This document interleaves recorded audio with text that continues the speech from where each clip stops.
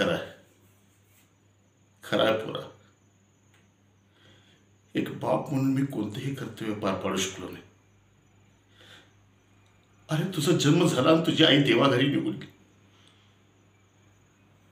तर हाताच्या पोडाप्रमाणे जपलेले मी तुला. तुझा तो तुझा ते चिमुकला हात धरून तुला चालायला शिकवलं, आणि तोच हात माझ्यावर उगारताना तुझा हात जरा देखील थरथरला नाही.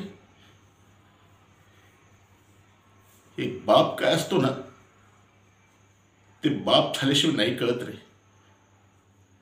आणि ज्या घरात बाप नसतो ना, त्या घरात सुकलेली लाकडंही जळत नाहीत. खरंय, खरंय तुझं. एक बाप म्हणून मी कोणतंही कर्तव्य पार नाही पाडू शकतो.